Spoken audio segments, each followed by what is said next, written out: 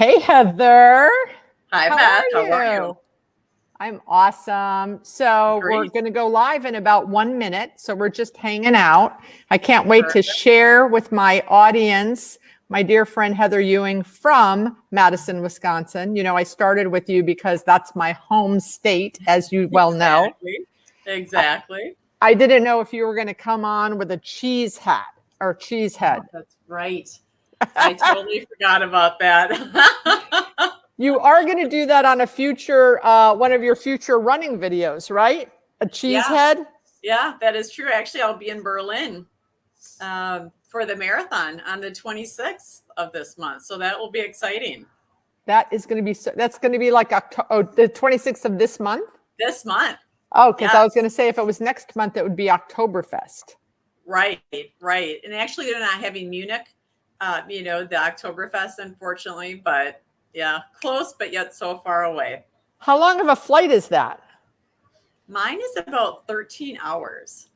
Wow. Which is more of a marathon, quite honestly, than than just running on it. But it'll be a great experience, and it's fun. I run with my brother and his wife, and it's the Ewing trio. We ran New York a couple of years ago, and now it's time for Berlin.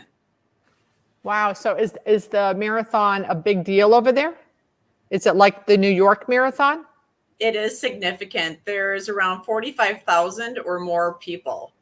And as you can imagine, with COVID and the lingering of it, it was postponed last year, then it's on this year. And so it's been kind of touch and go at different times, but we're on.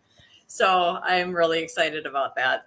So how are you, how many days are you getting there in advance before you get ready to run? Like, are you just going to get off the plane and start running, or are you going to have a couple days in the middle? I only wish I were that good. No, actually, I arrive on Wednesday and then we race on Sunday morning. So I've got a few days, which is nice to acclimate and get used to things, hydrated and exactly. Prepare. Yeah, Right. especially after flying, you've got to hydrate. Okay, so Definitely. We're here. This is the first episode of Marketplace Update Monday, and you're my first guest. Well, thank you. I'm honored. Welcome. And what I want to do is I've picked 5 of my dear friends for tonight, and I want to have you guys give 3 bullet points or 3 updates of your specific market on, and for you, Madison, Wisconsin is your fave, where you, so tell us a little bit about you and your involvement in Madison, and give us your Madison updates for the Market Update Monday. Definitely. Perfect. So I'm born and raised in beautiful Wisconsin. I always joke, born and raised, but never acclimated. You were smart and you got out for winters. But I am the founder and the president of Abstract Commercial Real Estate here in downtown Madison. And our expertise is really with the restaurants, fast casuals, retail, and also the new mixed use developments. And with that, representing the landlords, developers, and then also tenants at different times as well. I live, breathe, live, and work in the downtown. So it's obviously dear to my heart. And run. I check out a lot of the properties by running. So it's a great way to train for marathons and keep your landlords happy. And so with that, it's definitely been an interesting time for everyone. I think within Madison, we're a little more insulated than some of the other cities because of the UW and then also the state government. But when you look at it in total, there were approximately 25% of the leases done in the downtown versus the rest of the city. Of that, the average lease rate was 22. So of course, being a little competitive, I had to go beyond that. I'm happy to share that in the near downtown area, my minimum was 24, triple net, of course, right? And State Street, for people that are not familiar with the Madison area, State Street is like a unique area all onto its own. It's part of our business improvement district, the BID. And with that, you have the second highest rents of the entire city outside of Hilldale Mall, which is a WS development. So on that particular street, there were 30 and above. So there was one that was smaller. And what I did is, rather than just having a space that's vacant for a year or maybe 2 years, it was kind of a tricky layout, 2 floors, what I suggested to the landlord was, let's bring in something short-term, very short-term. I wrote in a 30-day right of first refusal. And then with that, it activates the space. He's cash flowing, triple nets are covered. And then it allows us to find a tenant that is more desirable, right? Someone with a 5-min, 10-year lease term, the triple net. And so it really fit the niche for just now, but then also offers that value add, which is what we're going for, right? Right. And so when you look at the properties also of the 3 retail leases that I did this year in that area, and there's others, but we did narrow it down to 3, is some were standalone, others were mixed use developments. So 2 very different types of space, but yet the common factor was really knowing the area. And again, from my running and being in the area, understanding, if you want to say, how far you can really push, and really looking at the space from what is going to bring the greatest value, not only to that person's property, but also the community. So For you know, sure. Beth, I do. I love art and things of that nature as well. And I see commercial real estate as art on a grand scale. And with that, it's painting the downtown of Madison in a unique way, because I think as I help these landlords and developers make money, as I help the business owners make money, it's really enriching not only their lives, their families, but also the community. And the community gets to try some of these new and different foods, try unique experiences. And I really just see it as it ripples out. So it's my platform of art on a grand scale, which I, of course, love. So I would say, as far as the downtown, we are really doing well, again, compared to other areas of the state. Originally, when COVID did hit, people were moving towards the suburbs as far as leasing, purchasing, of course. It opened up a playing field. Some of the buyers that maybe didn't have the resources were able to get in. And you know how it is. It's a long-term hold. It's not a quick flip. And with State Street, a lot of the owners have had their properties for 20 plus years. It gets passed down through generations just because of their a strong investment. And again, they may not have the highest rate of return, but they're extremely stable. And it's a highly desirable area, not only by locals, but also the regionals and nationals, right? And so with that, part of the reason for that draw is the pedestrian counts. So again, really highlighting State Street is typically there was about 2.5 to 3.5 million annually. Wow. COVID floated through. We were down around 500,000. So very significant decline. Right. I'm happy to say we're more in that 1.5 to the 2 now with summer. So it is ramping up. And what's nice too is I do see more interest from the nationals in the marketplace because of that. And I think too, they were just kind of waiting, right? You want to make sure you make a sound investment. And so the timing is ripe where things are really starting to transition for the better, which I'm really happy to see. And of course, everyone is happy to experience that. If you do want to go out to eat in the downtown, plan on waiting about 2.5 hours. Wow. How many of the students, are they all back now at Wisconsin? Because we all know that it's a great real estate school, Wisconsin. Definitely. Number 1, I know we were last year. So it's a great pool of candidates. It's really nice too. I am looking for an intern right now. As you know, I have been turning business away, which is painful, but at the same time, I am looking for agents that really do have that interest in the retail, restaurant, fast casual category. And I'm happy to train, or if they already have a few years under their belt, and especially retail, that would be a perfect fit. Maybe you'll get one of those rock star Wisconsin grads who just loved Madison so much they moved away after they graduated and now they want to come back. It happens. I see it all the time. Well, Heather, thank you so much for our Market Update Monday. And thanks for all of the information from Wisconsin, my home state. Woohoo. Have a nice evening. Absolutely. Thanks for being here, and we'll see you next time. Excellent. Bye-bye. Bye-bye. All righty. We're going to bring up John from Indianapolis. Hi, John. Hey, Beth. How you doing? I'm doing awesome. How are you tonight? Doing good, doing good. Welcome to Market Update Monday, episode 1. So what can you fill us in on Indianapolis that, everything we wanted to know, but we were afraid to ask? First off, thanks for having me, and excited to be part of this and be part of the first episode. And I think Indianapolis gets not enough attention. It's kind of been on fire, and it's been really poised well to rebound quickly. The suburban retail has really bounced back really strong due to a lot of the increased at-home or daytime population.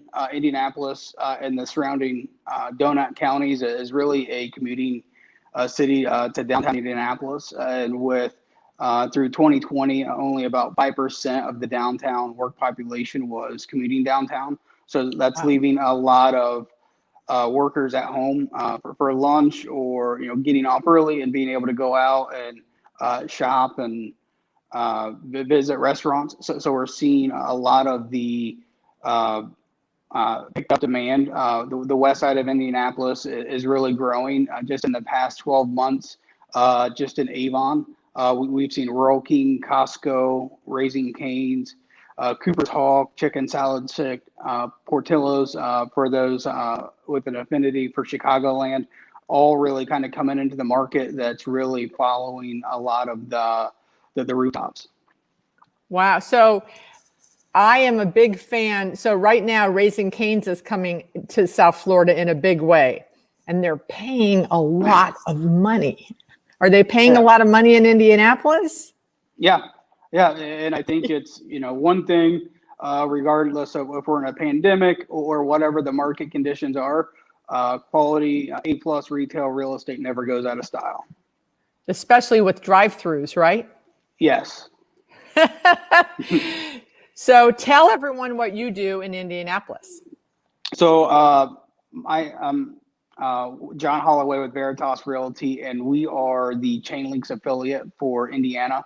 And my focus is primarily on retail, landlord leasing, some tenant rep.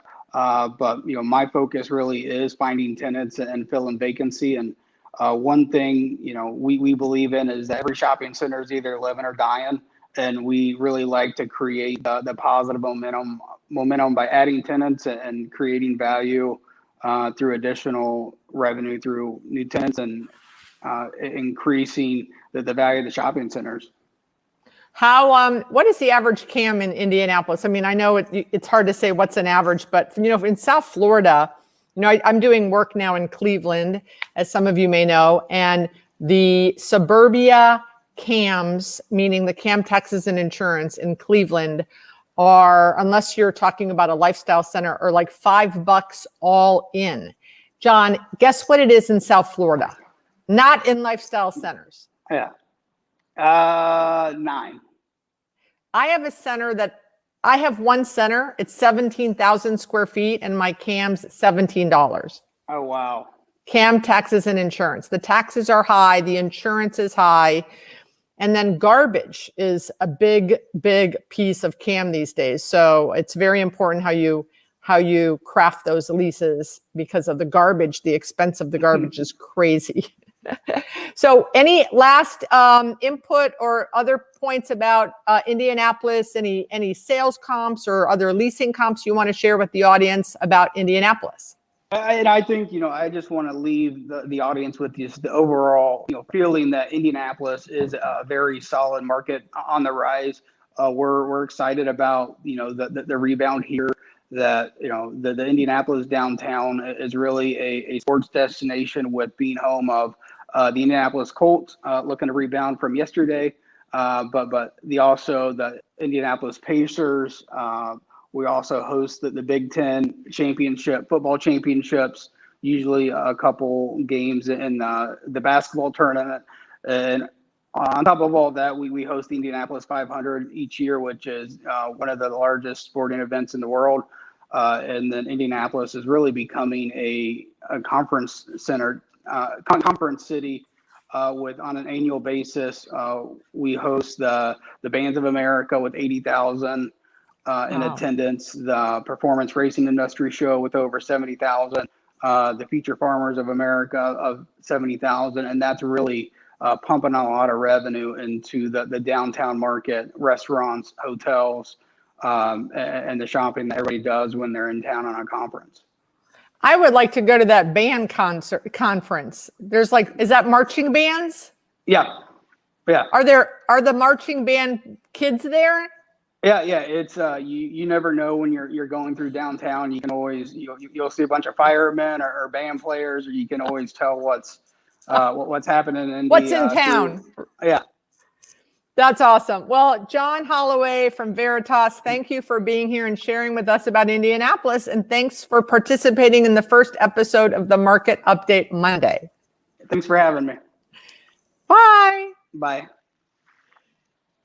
So here's a girl after my own heart here. Debbie, one sec, Debbie. I've got to take John. There we go. Show us Tallahassee. Woo! You see? I can see it. Well, yeah, we're kind of sad after the other night. I mean, God help us. Deb, even though we had a loss to Notre Dame, I considered that a W, right? Because we were behind, we caught up, it was a great game, so not a problem. The other night, big problem. Big problem. I thought we had it. I actually went to bed right like seven minutes before the game ended because I thought, okay, we have this. And then I heard a ding on my phone, and found out that we lost. So it was just so you weren't in the stadium. Did you go to the first game? I did not. No, okay. The first game, so the football fans that are watching, the first series, Notre Dame goes right down the field and scores. And I literally said, I am so glad I'm not in that stadium. Well, 20 minutes later, I was like, I wish I was in that stadium. It was electrifying to watch, obviously, on TV, but no, I decided not to go. All right. Well, so Tallahassee. So this is very funny. So Wisconsin, born and raised. Now I'm in South Florida, but I spent 5 wonderful years in Tallahassee. So whenever we're talking and you're talking about this place on Tennessee Street or this place on Apalachicola, I know those markets. I know that market, not like you do, of course. So fill us in on what's happening in the good old panhandle of my home state, but believe it or not, 7 hours away. Tell me. Yes. So Tallahassee, we have a population of about 393,000. That's with the outer lining areas as well. We're 20 minutes to the Georgia line. We are less than an hour to the Gulf of Mexico. So, we kind of sit there. A lot of people think, oh, you're right by the beach. Destin is a good 2 hours and 45 minutes, most city's 2 hours, but not a bad place to go on vacation.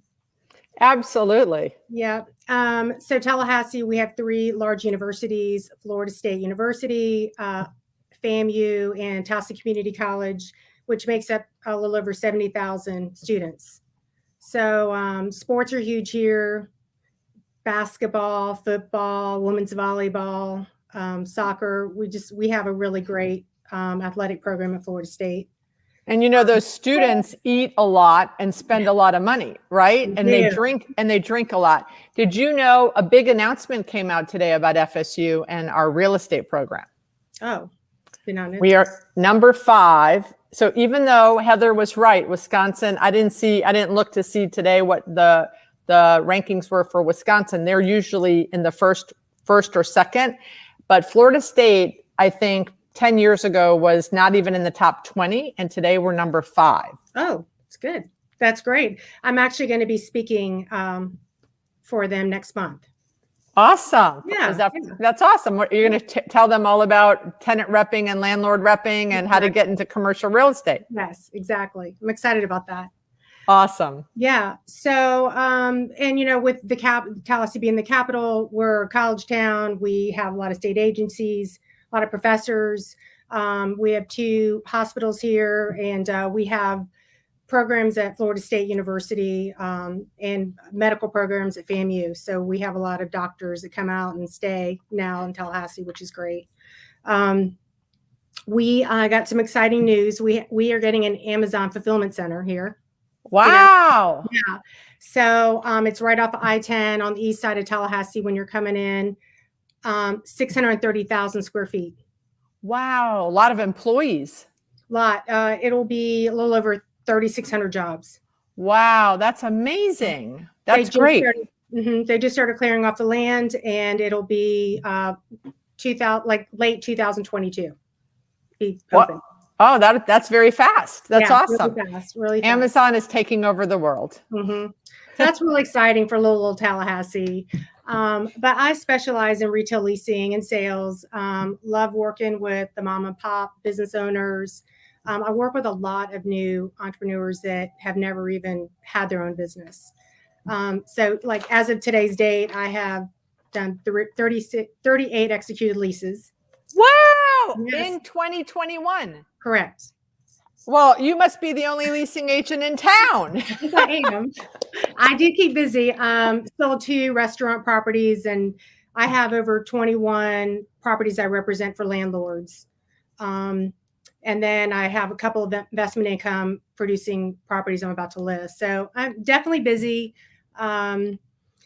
So if there's some parents out there, just like what I was, like any of you that are in these college towns, if you have parents that want to invest in real estate, right? They go up and they see their kids and they say, this is a nice little town. I love buying properties near a university because I get that extra daytime and weekend population that municipalities that don't have colleges don't have. So I think they're great. I think college towns are great investment properties.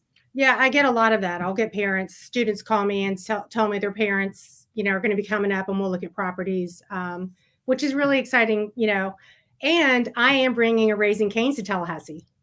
Yay! We just talked about that. Okay, yeah, cool. So I brought that up. Land lease, and it will be probably one of the most expensive land leases in Tallahassee. They pay a lot of money.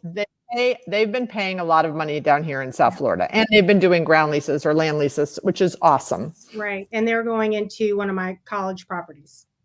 That's great. Yeah, it's exciting. Yeah, it's very exciting.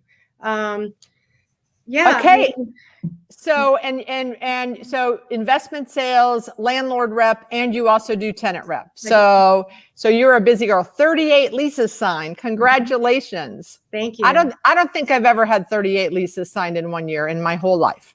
And I've got a bunch of little LOIs out. It's the one thing I love about retail leasing is, I know it's coming. It's exciting. People always, hey, what do we have coming? They assume I know everything, and actually learn a lot that way because a lot of people assume I do, and they tell me things that I didn't even know. And then I can rush out and talk to the tenants that I'm working with. Brokers call me, let me know the space is on the market before it hits the market because I work with so many tenants. Yeah. It's exciting. My sister is, I don't know if you have someone in your life like this, but my sister is always like, did you know? Said da da da da da. I go, yes, like for 3 or 4 months. But the other day, actually, a friend of mine, the former rep for Starbucks, reached out and said, who's taking the Toys R Us box in Pembroke Pines? I said, I have no idea, but I'll find out. And I went to my little, Rolodex, and Memorial Hospital, which is behind it, bought it and is knocking it down. Wow. So again, medical expansion, I don't know about in Tallahassee or Wisconsin or Indianapolis, but medical's huge down here in South Florida. Yeah, I'm actually working on 2 medical uses for a couple of my properties for shopping centers. They're taking like 4,000 square feet. And I actually do have a Toys R Us building that I'm representing the landlord for. So call Tallahassee Community Memorial Community, whatever, TC, what's it called? Tallahassee? Well, there's TMH, Tallahassee Memorial. Yeah, TMH. Call them. Yes, absolutely. In South Florida, a hospital took this Toys R Us. Yes. Well, Debbie, thank you so much for spending some time tonight on the Market Update Monday. And if anyone needs anything up in the, let me just ask you, do you also help other people in the rest of the Panhandle? Some people might not know that Tallahassee is part of the Panhandle, which is a beautiful map right behind you. Yes, absolutely. So that would be Destin, Panama City, and Pensacola. So absolutely. Awesome. Absolutely. Well, thanks, Debbie. Beth. Go Knowles. Are we going to win next week? Yes. Woo-hoo. Thank you, Deb. Bye. Bye-bye. All right. Next up is Alex Rodriguez, and it's Hey, Beth, how are you? A-Rod from LA. How you doing? Thanks so much for having me. Thanks for being here. So how many people, like when you call them and say, hi, I'm Alex Rodriguez, and I'm from Los Angeles, do they think that you're like the other Alex Rodriguez? They don't think I am, but they do mention it quite a bit. I've been trying to work on a funny little tagline over the years. So far, all I've got was I hit real estate home runs, something like that. I love it. Still working. All right. So you're in a hot market, not just temperature wise, right? So can you fill us in? First of all, tell the audience what you do. And I particularly love your specialty. So share with the audience what you'd like to get involved with, what you do, and then feel free to give us some market updates for LA. I'm primarily by representation. I have the Alexander Group in Los Angeles here. And I'm probably going to deviate a little bit from everyone else on the panel. Everyone's talking up their cities. I'm probably not going to talk up mine that much because I'm looking to help my clients move out of LA, not physically, but move their assets out of LA, whether it's real estate or liquid. I love LA. Probably like a lot of Angelinos have a love-hate relationship with LA. We love the temperature, we love the climate, we love, geography, but some things about it we don't like. And right now, I think one of the biggest things is the way landlords are getting treated, especially multifamily landlords. A lot of them are getting, they feel like they've been mistreated, during COVID. A lot of people aren't able to pay rent. The government, local and otherwise, is facilitating that, and the landlords still have bills to be, that they need to get paid. So it's a little challenging for them. So I've been kind of pushing going out of state, and I've been helping some landlords move their assets into Florida, Texas, Ohio, Georgia, places like that, where it's a little more friendly. And also getting out of multifamily in general and getting into triple net lease properties, which I'm a big fan of. Yeah, so you're talking about like someone that might own, 20 or 30 apartment units, and they're frustrated because for 20 months there's been an eviction ban, right? Right. And so here you've got someone that might have owned that apartment complex for a long time. And yes, they were having issues maybe once in a while collecting rent, but now just, it's terrible. Exponential. So so you're saying sell, let me find a buyer for you, and I can put the money that you make from the apartment complex in maybe a single tenant deal in Florida or Texas. Right. And, when you sell in California, you're going to expect, cap rates to be somewhere in the, 4%, 3%. It can range. It depends on the product, but it's definitely going to be lower. There's going to be a spread between here and another state.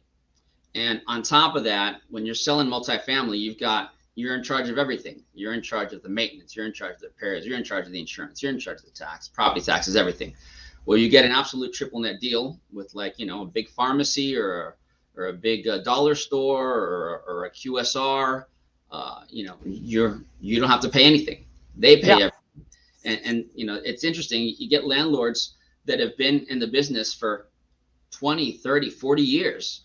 And they're very savvy and knowledgeable about their asset class, but they don't even realize that this is available. You talk to people, and they see a Walgreens, and they assume that Walgreens own the property. A lot of them do. Wow. And they when they ask about that, you basically explain to them that, Walgreens isn't in the business of owning real estate. They're in the business of opening more stores. So they don't want to bury their operating capital in real estate when they can use that to open 5, 6, 7 more stores. And right. Okay, I get it. And so it's fun to be able to explain to, this person who's a seasoned real estate investor for decades, and to let them know that, you can do this too. And sometimes they feel like it's out of their reach. Well, it's commercial. It's a different thing.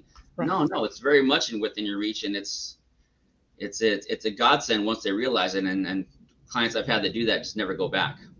And oh my gosh, and I can't imagine how grateful that they are that you get them out of the roof leak calls in the middle of the night, right? Into, a check that shows up in their mail, or they get wired to their account every month. Yeah, they've all got that story where they're sitting down, at a restaurant at 7:00 and their cell phone goes off. That they've got a roof leak, on a Friday night at 7 p.m. that started on a Tuesday. Oh, and you scramble to get plumbers, and yeah. They're Wow. much happier. Well, I have a connection. I didn't have a connection with John so much in Indianapolis, except for the fact that I'm working in Cleveland and it is the Midwest and I'm from Wisconsin. So there's a Midwest, but I had, the connection with the Wisconsin. I have certainly the connection with Debbie in Tallahassee.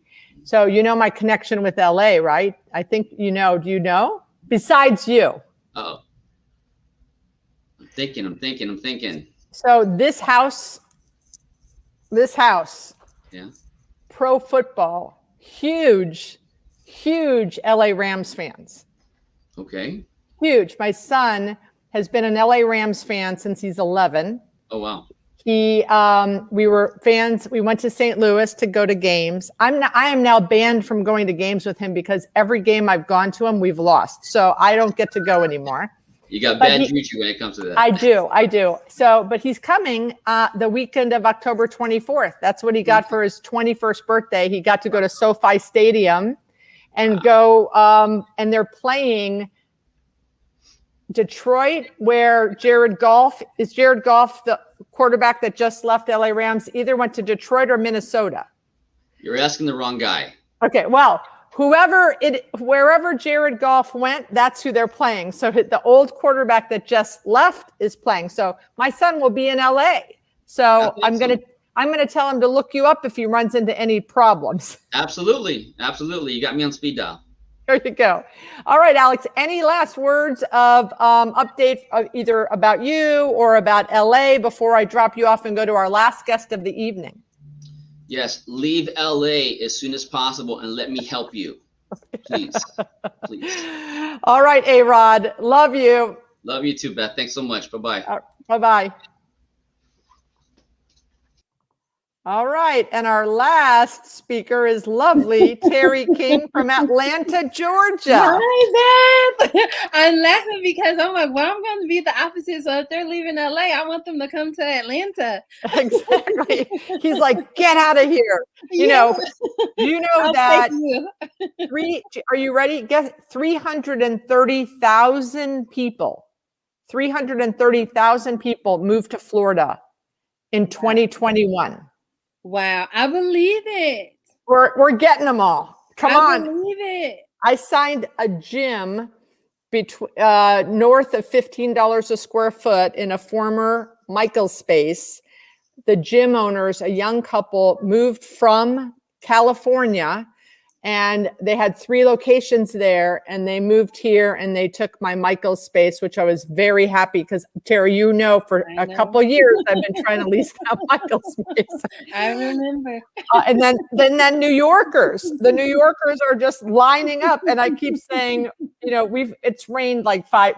We're in our rainy season now, and I'm wondering, is the rain going to send them back, or is the humidity? I don't know. I'm not sure if they're going to stay once they really feel the weather down here. Yes, and so like you, I went to school in Tallahassee too at FAMU, and so I'm with you. The humidity ran me away because I couldn't have a straight hair day to save my life. Skin was never better, but I just ponytail.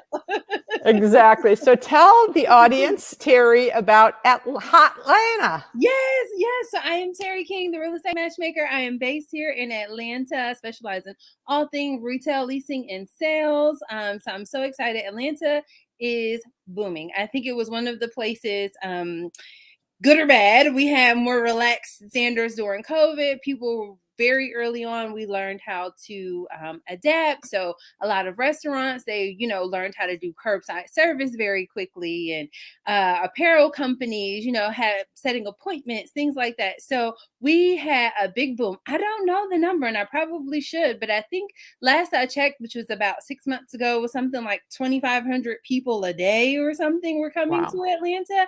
So it is completely booming. And the wonderful thing about Atlanta is it's really like 3 times the size of New York, right? But there's so much room left to grow out and grow up. So if you are a retail developer, especially shopping malls, even standalone buildings or mixed use properties, here is really where you want to come. Especially Atlanta's redeveloping their city center, their downtown Atlanta. The underground was recently purchased by new owners about 6 months ago. So they're getting off and running. They've already signed about 3 leases in their space.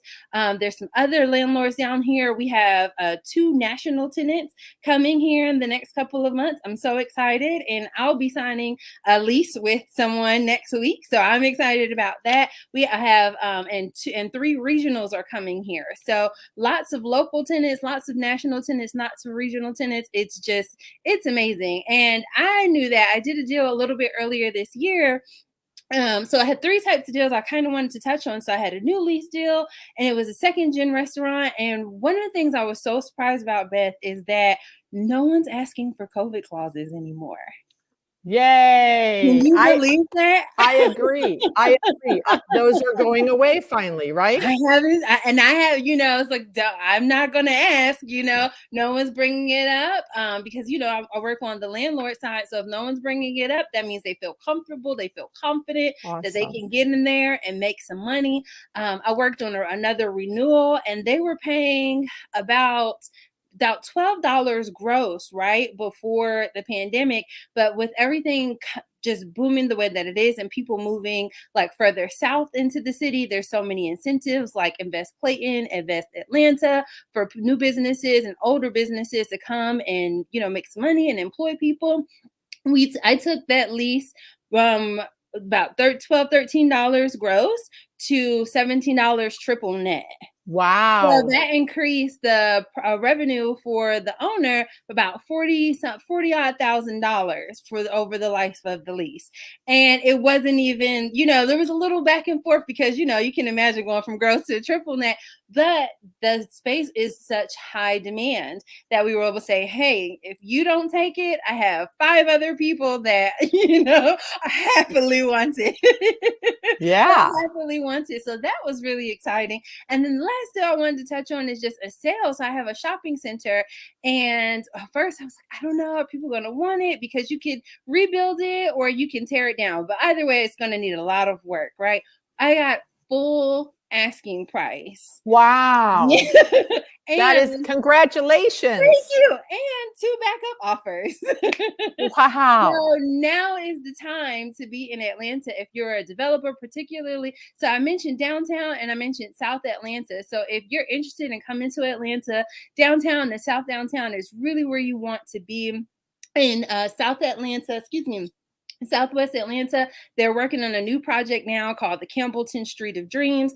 Recently, they've set aside millions of dollars for existing owners, new businesses, new developers to come in and really build it up. If you guys aren't familiar with the Southwest side, think about Greenbrier Mall. So that area right there. So it's called the Campbellton Road Street of Dreams. It's a 2.7-mile stretch where they're going to be new housing developments, new multifamily centers, new retail, just a total uplift. And there've already been local franchisees that have committed to bringing their business over there. So in addition to the millions of dollars that have been set aside, they recently approved a ton of zoning overlays, which, as you know, Beth, as a developer, that can be a long part of the process and the project. So the fact that these zoning codes and procedures have already been approved and already ready to go makes Atlanta so much more attractive than it already is. So lease rates are up. development is up, money is set aside, and zoning is here and just waiting for people to come and occupy the spaces and build. And they need to call you so you can help them. You know, I'm working on the project in downtown Cleveland, and there's a lot of grants available. People want to come back downtown. This was a project that was a gem decades ago, and I'm out in the community talking about Tower City, and they're like, "Oh, we remember Tower City. We want to help. We want to help bring it back." And it's really so refreshing when the community and the government leaders and the developers all come together for the greater good, right? Yes. Because and there is a demand. You know, COVID really kind of, I think people got stuck in their house way too long, and they want out. Yes. And they don't want to make those commutes. They're starting new businesses. I know you're starting a couple new businesses. Yes. Where everyone's an entrepreneur from COVID. I think that they're calling it, instead of the big recession, the big resignation. Meaning people are resigning and saying, I can do something on my own. I can control my own destiny, my own hours, my own flexibility. It's very, very interesting. It's so interesting. And one of the nice things about people, businesses relocating here, and one of the ways we see it too, because the Class B apartment buildings are still going up like crazy. Yeah. So people are moving here in flux. But one of the nice things about that is sometimes people are coming from more restrictive states and cities, more expensive states and cities, like you mentioned, New York, New Jersey. And here they're like, take my money because Yeah. because for them it's relatively cheap now, right? So and the municipalities are probably much more helpful when it comes to developers, right? Versus like what Alex was talking about with LA and the restrictions. And for me, permitting down here in South Florida is crazy. So we just, in the last 6 months, I've done 4 ground leases. And the reason we wanted to do the ground leases is we wanted the tenants to deal with the permitting. And, and the rates have, South Florida is a big area. We have almost 7 million people in Miami, Fort Lauderdale, and Palm Beach. But the ground leases ranged from a low of 82,000 to a high of 400,000. Whoa. So you got to know your markets. When any of our audience is visiting markets or wanting to invest in markets or represent people in markets, it's really important to find the expert in the submarket of the market, Yes. right? Right. Because you might not know that, you might hear, oh, well, Miami's prices are high or Atlanta's prices are high, but maybe that's not the case in the area that you want to invest in. Yes, it's so true. That's why if you are interested in investing in Atlanta, you call me. All right, Terri, thank you for being a participant. I saved the best for last, the most enthusiastic, that's for sure. Everyone was awesome, but thank you for participating in our Market Update Monday, episode 1. Yay, thank you. I am completely honored. Thank you. And for everyone, thank you. Thank you so much, Terri. See you later. For anyone that wants to participate in the Market Update Monday, just reach out to me. We'd love to. What I'm going to do is do this once a month on Mondays, obviously. And we have 3 guests ready for next month already. But if you are interested in sharing feedback or details on your specific market, just reach out to me and I would love to have you as our guest in a future episode of Market Update Monday. Thanks to all my guests, Heather, John, Debbie, Terri, and Alex. Thank you all and have a great evening.